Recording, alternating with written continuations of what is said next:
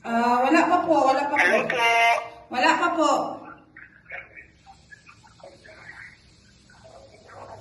Sino po ang gumagamit ng WhatsApp mo, Ma'am Emily? Yung may number na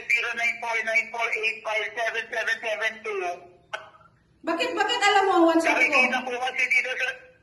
Nakikita po kasi dito sa system, ma'am, meron po kayong WhatsApp. Bakit alam mo ang WhatsApp ko?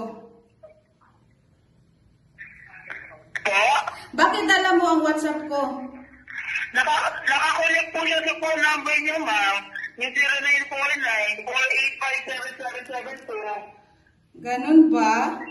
Tapos? Lahat po na nakakonect, ma'am, sa phone number. Pag na-check po sa system, ma'am, makikita po kung saan po kayo connected. Tapos? Pero hindi po kami basta-basta mag-send, ma'am, kung hindi niyo po in-authorize. Okay po. Okay. So, pwede po ba i-send yung details niyo, ma'am?